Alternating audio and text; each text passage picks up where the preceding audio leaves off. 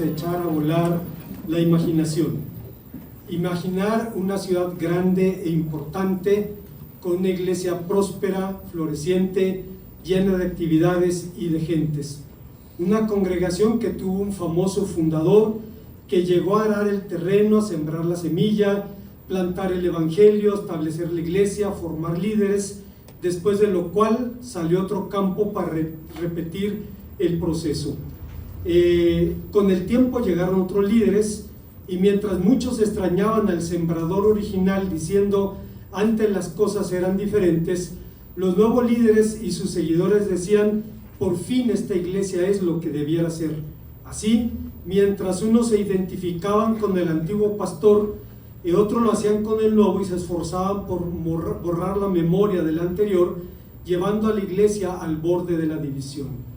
Obviamente no necesitamos mucha imaginación para pensar en esto, porque en el presente hay iglesias así y en el pasado también las hubo. De hecho, en el Nuevo Testamento tenemos el testimonio de una congregación en particular. Pablo lo describe en su primera carta a los Corintios cuando afirma: así que yo, hermanos, no pude hablarles como espirituales, sino como a carnales, como a niños en Cristo, pues habiendo celos y divisiones entre ustedes, no son carnales y andan como los hombres del mundo, porque uno dice yo soy de Pablo, otros yo soy de Apolo, no son como los hombres del mundo.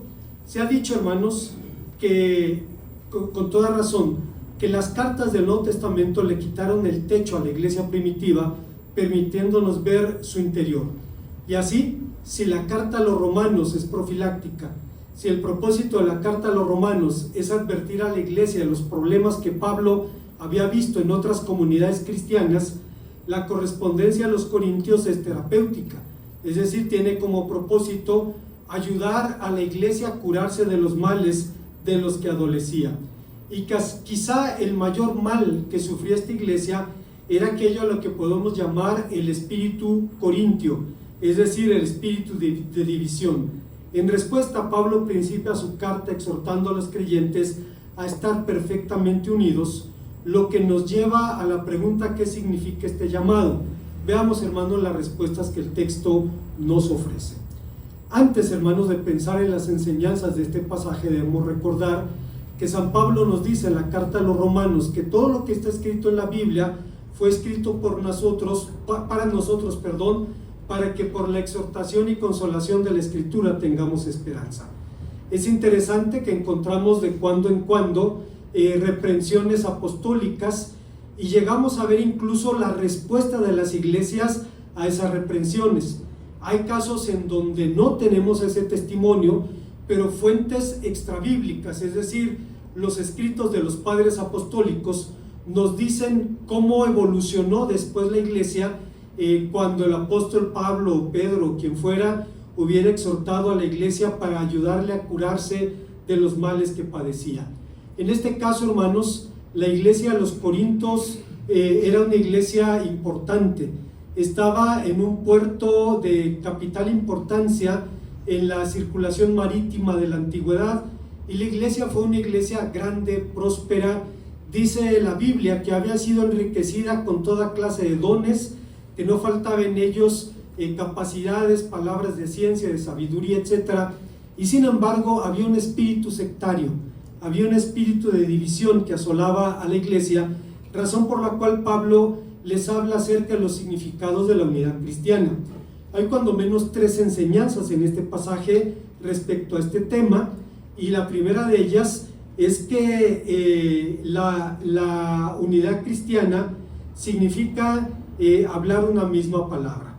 Existen términos como unidad, uniformidad, unanimidad, que partiendo de la misma raíz pueden usarse de manera intercambiable, aunque existen diferencias significativas en estos términos. En el texto Pablo habla de la unanimidad. De manera muy general se dice que la unanimidad es el consenso que lleva a un grupo de personas a ponerse de acuerdo para poner en práctica alguna acción. Al hablar de unanimidad se entiende todo aquello en lo que estuvo de acuerdo con la moción o el dictamen que fue sometido a votación. Esta definición obviamente es política. Y cuando hablamos, hermanos, de la unanimidad cristiana, no estamos hablando de un concepto político, ni mucho menos. Cuando el Nuevo Testamento habla de unidad y unanimidad, habla de mucho más que de un ideal o de un valor social.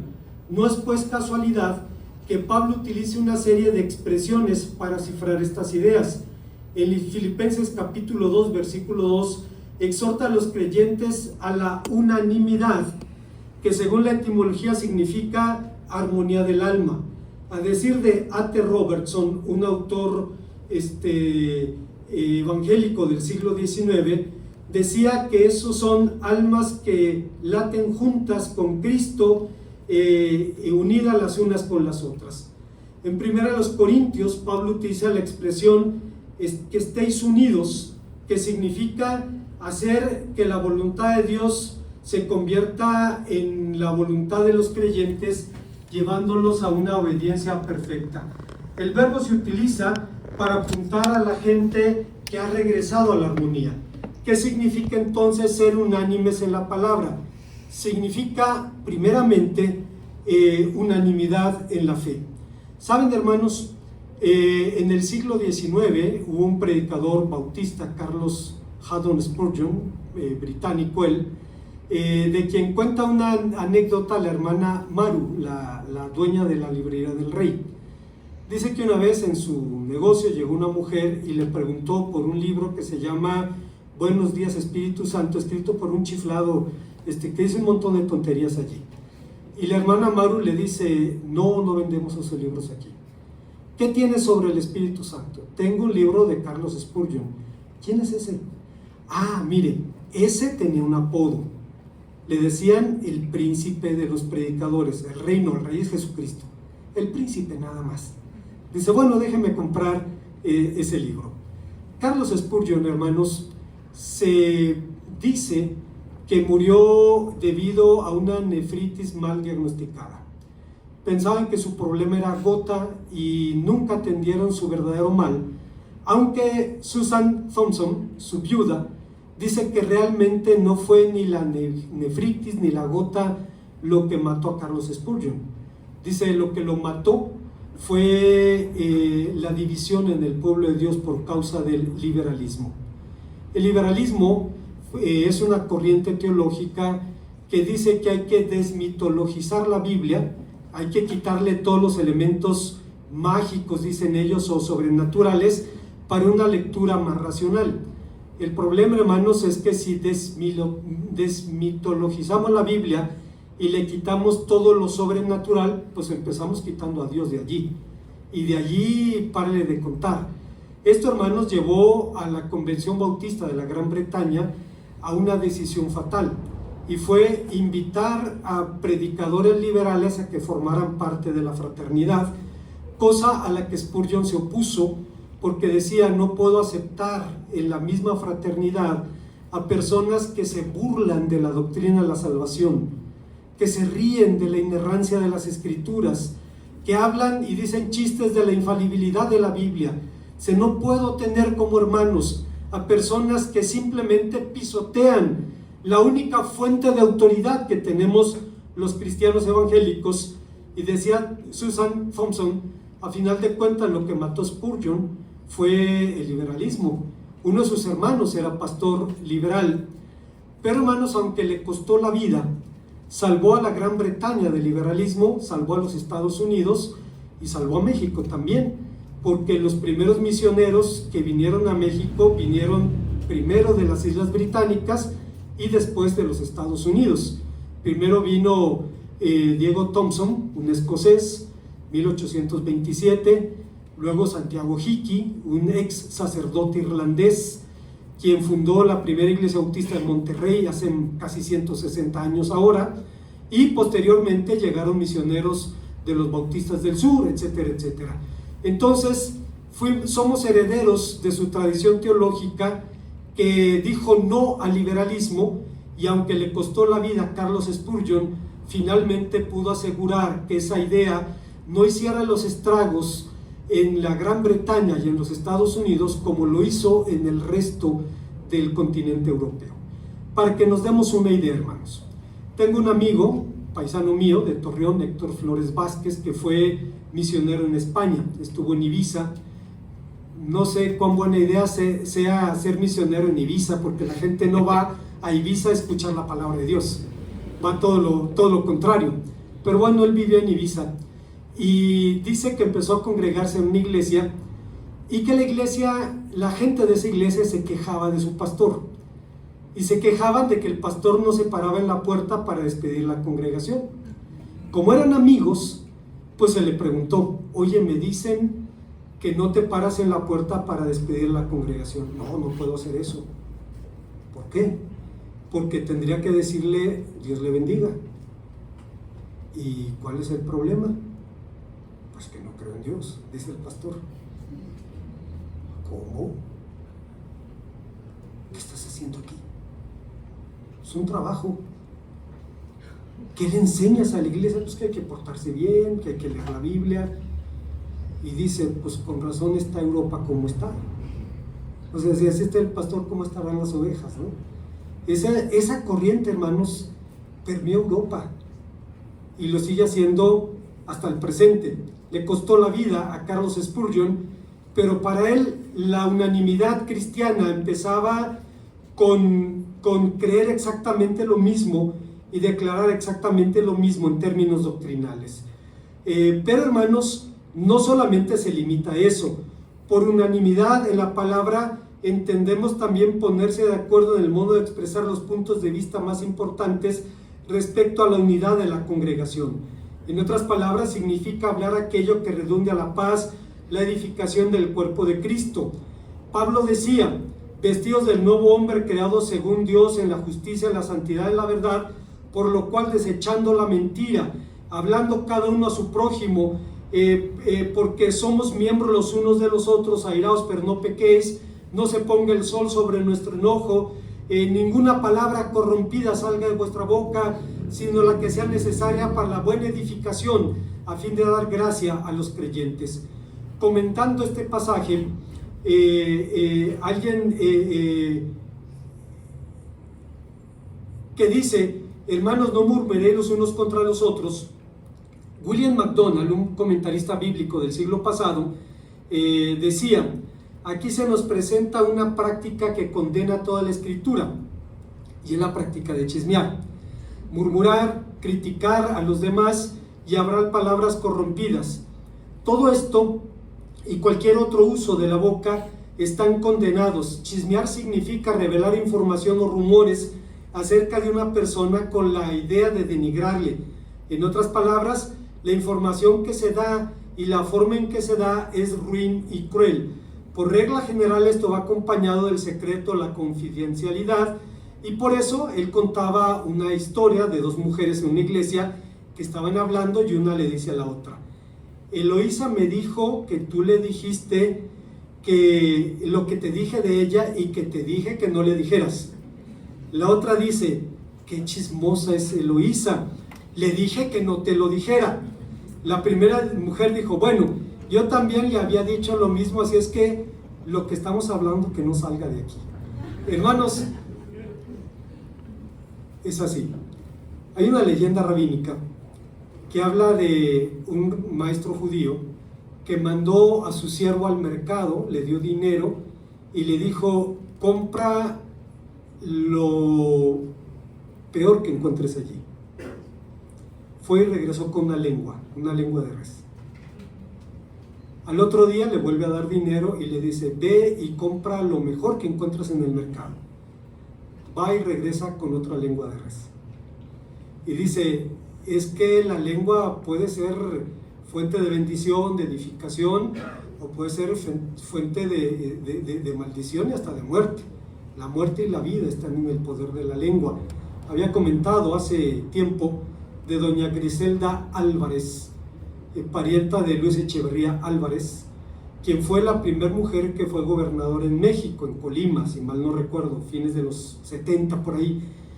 Y ella dice, alguien le preguntó cuando había terminado su periodo como gobernadora, le preguntó cuándo descubrió el poder.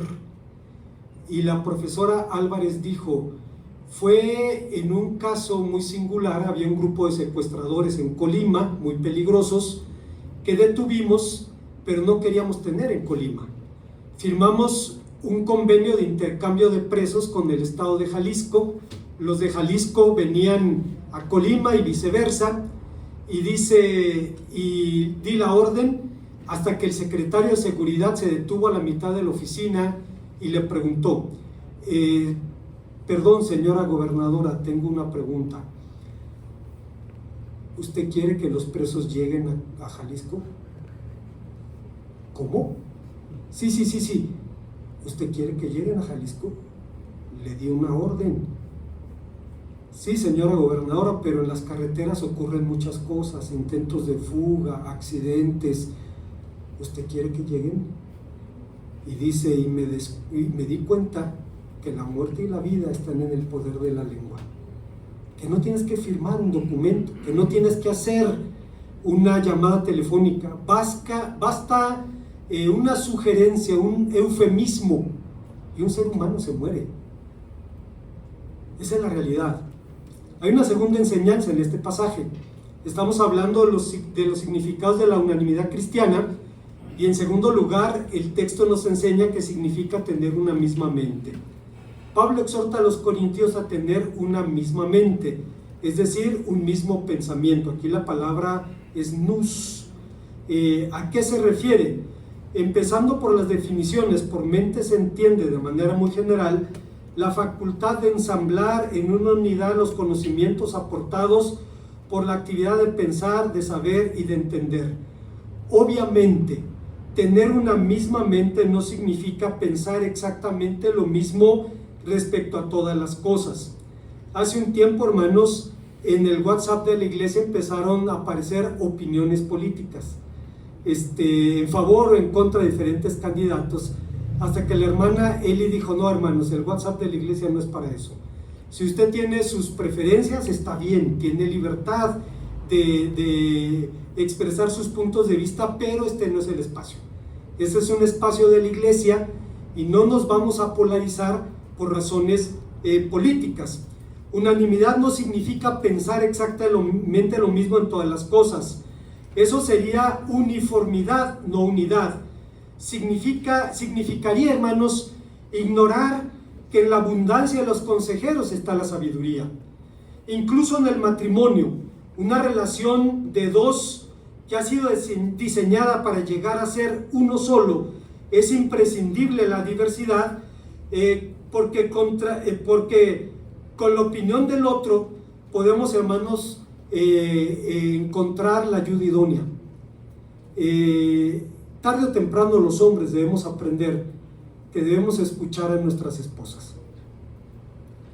En el peor de los casos, nos evitamos el índice de fuego. Te lo dije.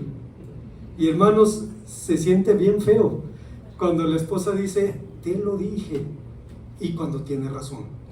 La otra, podemos pedirle a Dios que nos hable a través de la persona que más nos ama en el mundo, de la persona que me acepta con mis defectos, que me acepta con mis limitaciones y quiere seguir viviendo conmigo. ¿Por qué no pedirle a Dios que me hable a través de ella? Y Dios lo hace cuando buscamos su opinión. Obviamente lo que Pablo hablaba aquí era de poner la mente y el corazón en las cosas edificantes. Por eso dice en Filipenses: por lo demás, hermanos, todo lo que es verdadero, todo lo honesto, todo lo justo, todo lo puro, todo lo amable, todo lo de buen nombre, si hay virtud alguna, si algo digno de alabanza, en esto pensad. Los motivos de la preocupación de Pablo saltan a la vista en la correspondencia a los corintios. Había sectarios en la iglesia que trataban de dividirla. Esta conducta era conocida desde la antigüedad bíblica. Salomón dice en el libro de los Proverbios, hace 3000 años: el hombre perverso provoca contiendas y el chismoso separa a los mejores amigos. Decía Carlos Spurgeon: hay fulanos de los cuales estoy seguro que si los dejaran ir al cielo harían que los ángeles se pelearan.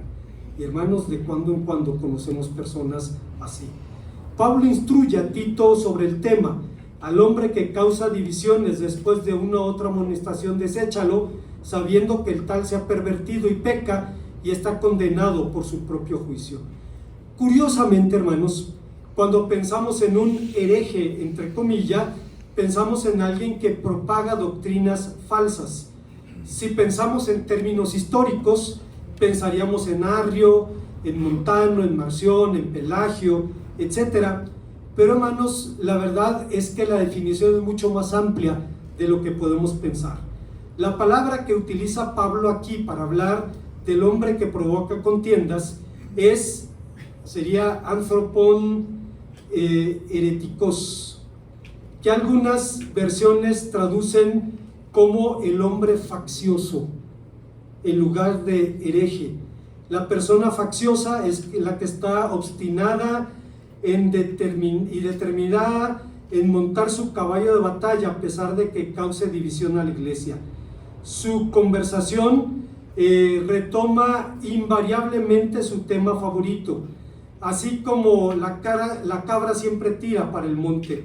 No importa dónde abra la Biblia, siempre encontrará respaldo para sus ideas. No puede hablar públicamente sin introducir su tema. Su partitura tiene solo una nota, su instrumento musical una sola cuerda, y toca esa nota solamente y toca también solo esa cuerda. ¿Cómo entonces podemos llegar a tener una misma mente? John Stott, un predicador británico recién fallecido, responde diciendo: empecemos por definir el término. En primer lugar, se trata de la mente de un cristiano. Nuestra mente ha sido manchada por la caída, también nuestras emociones, nuestra voluntad, nuestra sexualidad, pero cuando venimos a Cristo, nuestra mente se convierte en una mente renovada. El Espíritu Santo nos abre la mente para que veamos cosas que antes no habíamos visto, y por lo tanto la mente cristiana no es una mente que piense solo en la religión, sino una mente que está pensando hasta en las cosas más seculares, pero desde una perspectiva cristiana. La mente cristiana busca la voluntad de Dios en el hogar, en el trabajo, en la comunidad, en cuestiones éticas y sociales o incluso en la política. Una mente cristiana es una forma de pensar, una forma cristiana de ver las cosas, una perspectiva cristiana que ha sido renovada por el Espíritu Santo. Es una mente bíblica porque está moldeada por las presuposiciones bíblicas. La mente cristiana reconoce a Dios como realidad suprema dentro y más allá de todo fenómeno. La realidad del Dios viviente y el hecho de que la Biblia se centra en Dios son indispensables para una mente cristiana. La Biblia es un libro que nos habla, en donde Dios habla acerca de sí mismo. Por así decirlo, es la autobiografía de Dios. Dios se revela a sí mismo a través de las Escrituras, se describe como Creador, como Señor, como Redentor, como Padre, como Juez, y por lo tanto la mente cristiana está centrada en Dios. Esto nos lleva a la tercera y última idea del pasaje. Estamos hablando de los significados de la unidad cristiana, unanimidad cristiana, y el texto nos dice que significa vivir también de acuerdo a un mismo parecer. Pablo exhorta a los corintios a ser de un mismo sentir, y aquí, hermanos, nos lleva a la pregunta: ¿qué significa esta expresión? En el mundo griego denotaba primeramente un medio para el conocimiento y llegó a significar mente, juicio, opinión o parecer. En su carta a los Filipenses, Pablo escribe a los creyentes que si hay alguna consolación en Cristo, si algún consuelo de amor, si alguna comunión del Espíritu, si algún afecto entrañable, si alguna misericordia, completad mi gozo, sintiendo lo mismo, teniendo el mismo amor, unánimes, sintiendo una misma cosa, dice el apóstol San Pablo. Sentir aquí es virtual sinónimo de parecer o punto de vista. ¿Cuál es la fuente de ese sentir?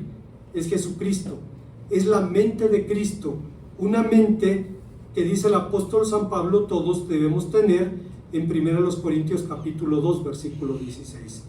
Pero como dijimos anteriormente, una mente cristiana no es una mente religiosa. Pensar así sería tratar de dibujar una línea en las aguas del mar. Es imposible. Sería levantar una barrera que separa lo espiritual de lo material. Cuando estudiaba en el seminario, el pastor Manuel Martínez Garibay, pastor de la Iglesia Bautista Betel de la Ciudad de México, preguntaba a los estudiantes si les pedía que fuéramos honestos y que dijéramos qué cantidad de tiempo al día dedicamos a cosas espirituales y qué cantidad de tiempo a cosas seculares. Y todo el mundo tenía un número diferente, 50 y 50, 40, 60, 30, 70, 20, 80. Y al final el maestro movía la cabeza y decía, esa es una falacia, eso no existe. Eso de actividades espirituales y no existe para un cristiano. Todo lo que hicieres de palabra o de hecho, hacerlo como para el Señor. Claro, hay profesiones que son vistas más fácilmente como apostolados. La medicina, el magisterio, son vistos más fácilmente como apostolados. Pero hermanos, el hecho de que un hombre se dedique a soldar un tanque no significa que su tarea implique menos responsabilidad delante de Dios o delante del mundo. ¿Cuántas vidas se han perdido por un tornillo que no estaba bien ajustado? ¿Cuántas vidas se han salvado porque un tornillo estaba donde debía estar? Pablo dice que lo que hagamos de palabra o de hecho lo hagamos como para el Señor. Y eso cambia las cosas, hermanos. Lo he dicho muchas veces, no me gusta lavar los platos, no sé por qué. Voy a analizarme y ver en mi pasado remoto a ver qué hay allí, pero no me gusta lavar los platos. Puedo barrer, trapear, limpiar toda la casa, no tengo problema con eso, pero no me pongan a lavar los platos. Pero cuando me pregunto, si Cristo viniera a comer, ¿le lavaría su plato? Claro que sí. Pues lo que hicieres de palabra de hecho, hacerlo como para el Señor. Y bueno, hermanos, cambia la perspectiva, cambia el enfoque en la vida. Una mente cristiana es una mente que piensa cristianamente, es decir, valora las cosas incluso más seculares desde un punto de vista cristiano. Henry Blamers, un discípulo de C.S. Lewis, escribió un artículo muy interesante sobre la mente cristiana y dice algo que vale la pena pensar. Él dice: la mente cristiana es una mente entrenada, informada y equipada para manejar datos de controversia secular en un marco de referencia construido por presuposiciones cristianas. Tiene 6 rasgos distintivos. 1. Una mente cristiana está orientada a lo sobrenatural. La mente cristiana mira más allá del tiempo y mira la eternidad, mira más allá de la tierra, mira al cielo, al infierno, y mientras tanto habita en el mundo que Dios creó y sostiene y se preocupa por él grandemente. Número 2, una mente cristiana está consciente de la maldad. La mente cristiana sabe que el pecado ha pervertido las cosas más nobles, convirtiéndolas en instrumentos de una vanidad hambrienta.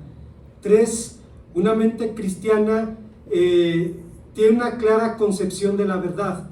La mente cristiana sabe que la revelación divina es inalterable. 4, una mente cristiana está sometida a la autoridad. Sabe lo que Dios ha revelado y que demanda de nosotros sumisión y no una atadura de igual a igual. 5, una mente cristiana se interesa en la persona, en toda la persona, no solamente en el alma. La mente cristiana reconoce el valor de la persona humana en contraste con la servidumbre de la máquina o de las cosas.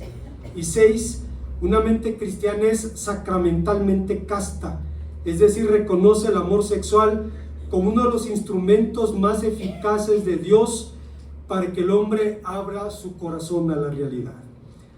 Dios me dio la bendición de ser pastor siendo soltero y después siendo casado. Gracias a Dios fue muy poco tiempo, fueron de hecho unos meses.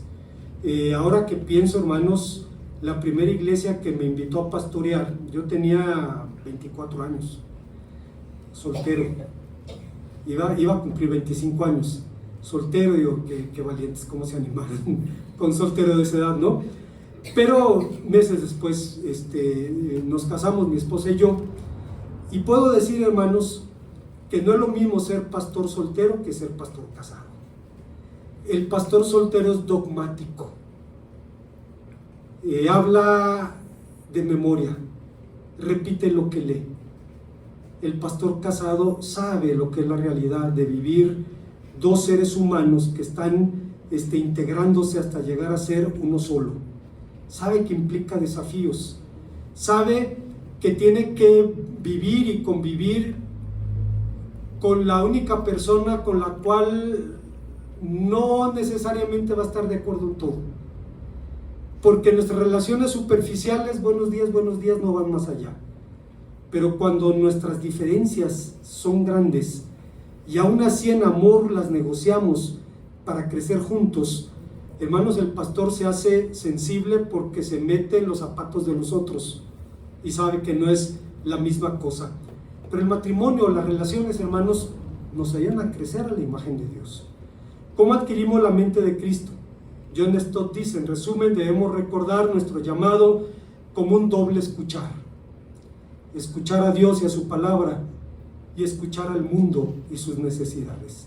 Consiste en eso, en poner atención a lo que Dios dice, poner atención a lo que el mundo necesita, porque aunque somos peregrinos y vamos de paso por este mundo, nuestra tarea es dar testimonio de Cristo y hacer lo mejor que podamos para hacer de este mundo el mejor lugar posible. No está totalmente en nuestras manos, pero hermanos, a final de cuentas, se trata de ser congruente con lo que decimos que creemos, que de poner por obra lo que decimos que predicamos. Como conclusión, un escritor centroamericano, Augusto Monterroso, que desarrolló toda su carrera como escritor en México, contaba un cuento breve de cierta clase de plantas que pueden encarnar el espíritu corintio. Dice que en el centro de la selva existía hace mucho tiempo una extravagante familia de plantas carnívoras que con el paso del tiempo llegaron a adquirir conciencia de su extraña costumbre, principalmente por las constantes murmuraciones que el viento traía de la ciudad. Sensibles a la crítica, poco a poco cobraron repugnancia por la carne, hasta que llegó el momento en que no solo la repudiaron en sentido figurado, o sea, sexual, sino en última instancia se negaron a comerla, asqueados a tal grado de esta situación, y se volvieron vegetarianas. A partir de ese día, únicamente se devoraban las unas a las otras, viviendo tranquilas y olvidando su nefasto pasado. Cuando leo esto recuerdo a mi hermano Martín Pereda, un hombre de Dios que está con el Señor, se fue a vivir con Dios hace unos años, y yo lo apreciaba y lo respeté mucho siempre toda su vida y su ministerio. Y el hermano Martín en alguna ocasión dijo: yo nunca supe de la calumnia hasta que me convertí. Dice, nunca me calumniaron no siendo cristiano, jamás. Dice, cuando me hice cristiano lo descubrí. Y recuerdo, hermanos, la vez que se despidió de su iglesia, la última que pastoreó, dijo a los hermanos: nunca codicié sus bienes, nunca les quité nada que fuera suyo, nunca codicié a sus esposas o a sus hijas, jamás tuve una conducta inapropiada con nadie, y por tanto, decía, puedo sentirme libre de conciencia ante estas situaciones. Y tenía razón, hermanos, el hermano. Pero a final de cuentas él dice: yo descubrí la calumnia hasta que entré al mundo cristiano, hasta que vi que era algo que ocurría también entre los cristianos. La unanimidad cristiana es unanimidad de Cristo, en Cristo y por Cristo, en el más estricto de los sentidos. Es fruto de la oración sacerdotal. Su marco de referencia es el más alto posible, la unión del Padre con el Hijo. A los que me has dado, guárdalos en tu nombre para que sean uno, así como nosotros. Alguien dijo sobre este planteamiento: el significado de este pasaje en Juan capítulo 17, versículo 11, es discutido. Después de todo, es bien claro, hermanos, que a la luz del contexto el Señor no rogaba porque algún día todas las denominaciones cristianas llegaran a ser un grupo inmenso. Dice, porque en su tiempo las denominaciones no existían. Cuando Cristo oró, no existían. Tampoco pide de alguna forma vaga que la unidad esencial del Padre y el Hijo se puedan reproducir en la vida de los creyentes, aunque es cierto que la unión entre los creyentes y Cristo es el reflejo de la unión de las personas de la Trinidad. Cristo pidió que los discípulos sean constantemente uno en su posición frente al mundo, en sus palabras, unidos en el amor, en la defensa de la verdad, así como el Padre y el Hijo se mantienen constantemente uno. Una vez más, hermanos, la iglesia de Corinto era una iglesia sorprendente. Pablo dice que no faltaba ningún don, que había dones de ciencia, de sabiduría, había gente con capacidades excepcionales, pero tenía un problema, y era el espíritu corintio, el espíritu de división. Y hermanos, llegó a marcar la actitud de los cristianos al punto que algunos decían: yo soy de Pablo, yo soy de Pedro, yo soy de Apolos, y algunos llegaban a decir que eran de Cristo. Imagínese usted, así estaba la iglesia, una iglesia rica, próspera, grande, que adolecía de un gran mal. La solución a todo eso, hermanos, es recordar que por nosotros mismos no somos nada, que de nosotros mismos no tenemos nada, que lo único que nos hace valer es que Cristo nos escogió, que el único que nos hace valer es Jesucristo, y es lo que permite que actuemos con la única actitud correcta con la que debemos venir al pueblo de Dios. Decía Bonhoeffer en su librito Vida en Comunidad, decía, parte del instinto de supervivencia del hombre es que cuando llega a un lugar empieza a medir, a calificar, a evaluar. Dice Bonhoeffer, tendrías que no ser humano para no hacer eso.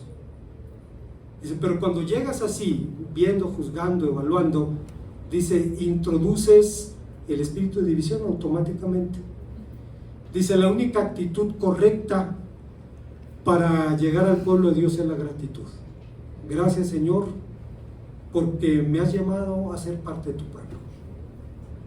Y si Él quiere utilizarnos con los dones que nos ha dado, que Él sea la gloria.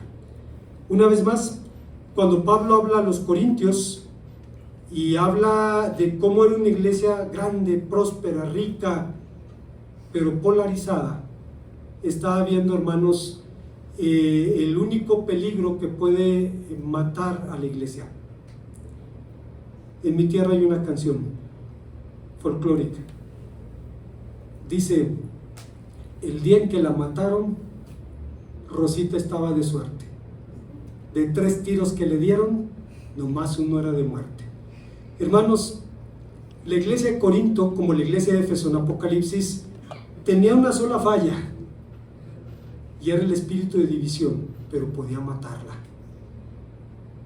Cristo dice que la única manera de mostrarle al mundo que somos sus discípulos es que nos amemos los unos a los otros, nada más, no hay otro.